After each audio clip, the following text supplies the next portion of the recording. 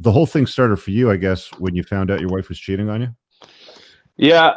So, there was our early in our relationship and our marriage. I was traveling a lot. I was a consultant. I was on the road.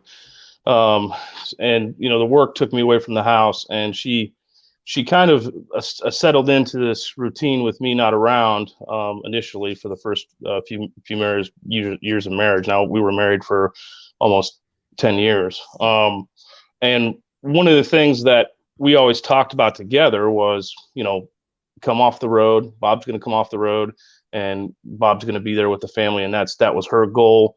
That was my goal, and we were both on the same page. Well, I don't know if she thought it was never going to happen, but I had an opportunity that brought me off the road and kept me, home, with her and the kids 100%.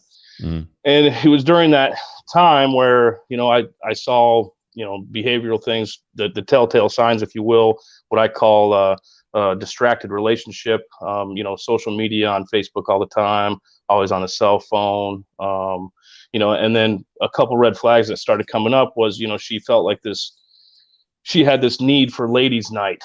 She needed a time away from the kids to escape. Now, I didn't That need was a such. girls' night out. Yeah, girls' night out. Yeah. That was something that she had mandated weekly, and there was no boys' night out for me personally. I mean, I had just come off the road. All my gratification was being at home with my kids. I didn't need to hang out with the boys and Did have she a ever couple encourage beers. you? She ever say anything like, "Hey, do you want to take a boys' night out? Like once a week too?" Or Yeah, she did occasionally. But once it was such a funny flip flop because once she did allow me to do that, then all of a sudden the text messages, the phone calls just being blown up. I didn't get any peace of mind to be out with my quote unquote boys. Mhm. It was just her pestering me the whole time. And of course, the rules had always flipped on her side of the table because I couldn't pester her. When she was out with the girls, Right. Lord forbid I ask her where she's at and where she's going, what she's doing. Mhm. So there was red flags initially, and then I started taking some steps. They had a tracking. You could download it. We were all on the same family plan on the cell phone, so you could download this family app that allowed you to keep tabs on your significant others. Yeah. And I went ahead and I downloaded that stuff, just from a safety precautionary standpoint. Took that approach to it. She really didn't buy into it because she had things to hide, so she was really against the tracking app for whatever reasons. And that was another red flag to me personally. Was okay, well, she doesn't want to tell me what she's doing on girls' night out, and then at the same time, I don't have visibility. She won't allow the tracking app, so it was just the red flags just kept mounting. Mhm. And then I finally decided, well, it's time maybe I take a peek at her phone. So I found an opportunity when she wasn't around, and I got on her phone and I found some messages that were, blew me away. What did you And see? I mean, like without giving away too much, but like, what did you see? well, the first message that I streamed, it was sexting messages. It was her Okay. was they're exchanging of pictures, and of course, I see pictures of another guy on my wife's phone. It was just whoa. And the tough part about all this was, I had a feeling, and then I thought to myself, you know, divorces are forever.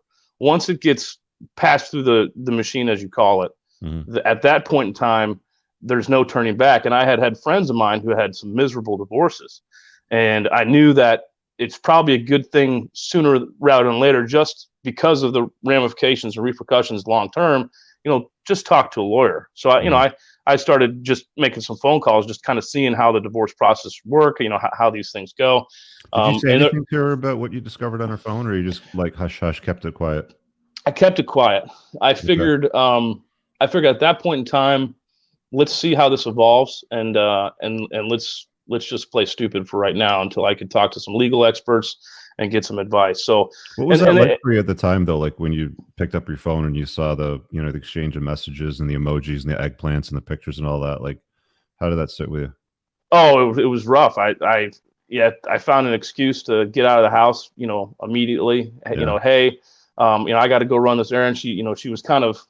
It's not my type of personality to just drop something and leave.